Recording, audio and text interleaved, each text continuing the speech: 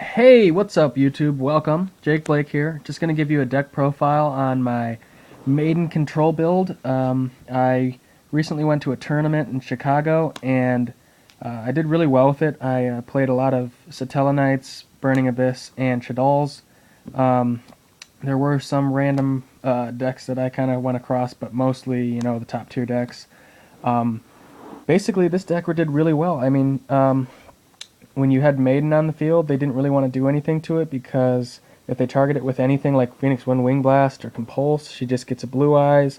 If you, let's say they have a Pleiades on board and this is on the field, they don't want to use his effect because she can just special summon a Blue Eyes. But yeah, let me get into the deck profile and I'll explain some of the reasons and text that I chose. So first we're playing 3 Maiden with Blue Eyes of Blue. She is your staller, as well as you can combo her with other really good cards that you run, and she can help with your attacking for game. And then we run triple Gravekeeper Spy. Keep in mind they're all spellcasters. This just allows you to set up for plays next turn. They can special summon on your opponent's turn if they attack. Just really good defense. Then we run 2 double Summoner Monk.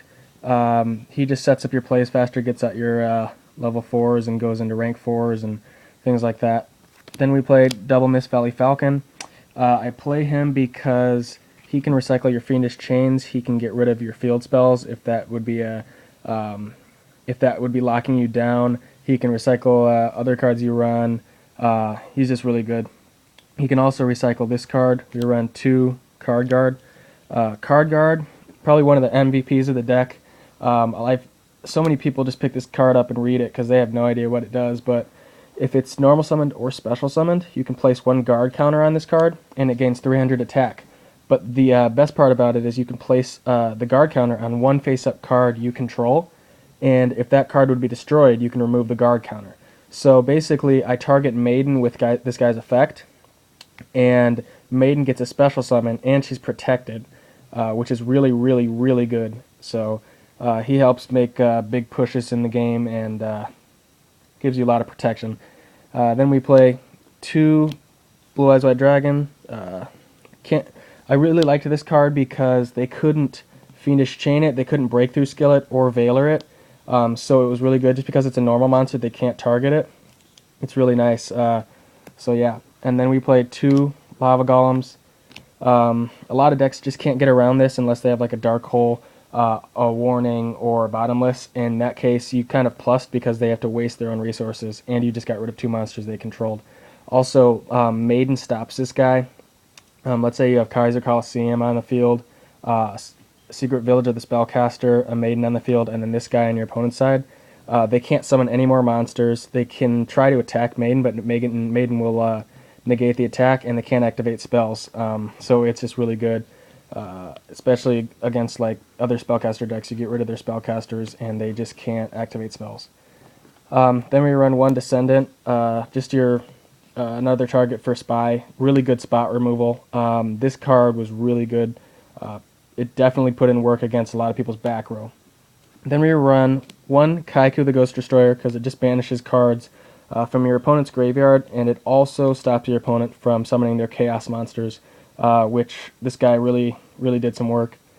And it just gets rid of those monsters in their graveyard that you just don't want there. And then 1 Grand Mole because we like Lava Golem coming back to our hand, basically.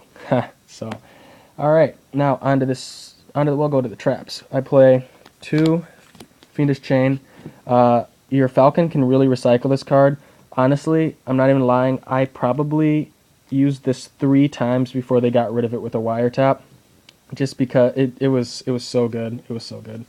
Then we run 1 Bottomless, 1 Warning, 1 Wiretap. I might side this in, or I might put this in my side deck. I'm not sure. It just depends on the matchup. But it did put in a little bit of work. Then 1 Scrap Iron Scarecrow. It stops Lava Golem. It stops a lot of cards. They can't pop it with Mystical Space Typhoons because you got the field spell.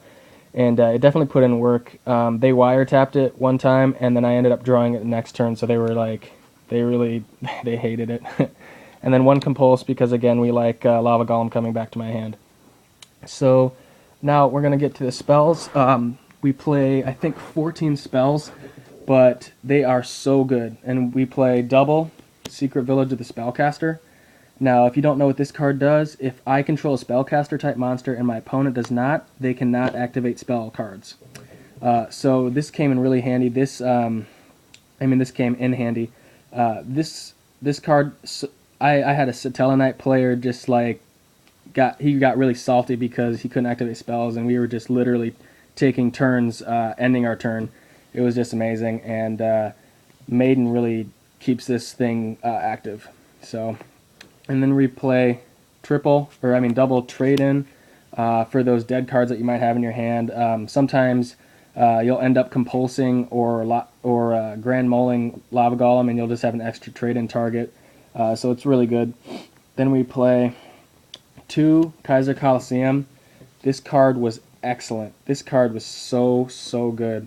Like Satellanites, they love to explode on you if you don't be careful. So if you have like this and a Maiden, oh my gosh, they can't get around it. So good. And double Lance for extra protection. It also targets your Maidens. Protects them, and it's good for the damage step. Double Pot of Duality. Just extra consistency. You really just only special summon on your opponent's turn. So it's really good.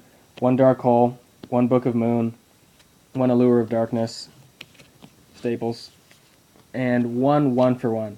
I actually put this in when I came back from the tournament because I realized that if I didn't draw into my Maidens or just Maidens in general, Maiden put in so much work, but if I didn't draw it, then I usually lost that game. So 1-for-1 was really good. Usually lost, or I just was put in a position where I didn't want to be. So it's really good, really good. And the amount of times you just recycle your monsters back to your hand, you don't care about sending them to the graveyard. Okay, so now to the side deck, we play triple MST. I side this because Descendant puts in a lot of work, and without him, your deck is pretty consistent, and you don't really care about their back row because like you got lances and you got like your card guards, so they just protect against destruction. Then we have 1 Swords of Concealing Light because card guard can actually stop this card's destruction at the second standby phase. So your opponent's monster will be face down forever until they get rid of this card. So it's really good. You can also recycle it with Mist Valley Falcon. Then for the lockdown cards, we play 1 Dimensional Fissure. I sided this in so many times, but I actually never drew it. So I I can't really say much about it, but anytime I did draw it, it was really good. 1 deck lockdown for those decks that search. It's like a Thunder King, only it's a spell card, and you can also stop the destruction effect with card guard. Then for the traps, we play 1 Starlight Road and 1 Macrocosmos. Macrocosmos, again, didn't draw it, but I never really. It didn't affect me from winning games, so by not drawing it. Then we play for the Bujin matchup 2 Ivy Shackles. If you guys don't know what this card does, it turns your opponent's monsters into plant type monsters. So if you're going against like a mirror match, or you're going against like a mirror match spellcaster deck, or you're going against like Bujins, you turn all the monsters into plants, and they can't activate spells, they can't do any of that, they can't activate their hairs from the graveyard or anything like that. Also, if this card is face up while it's destroyed, then you draw a card, so it's really good draw power.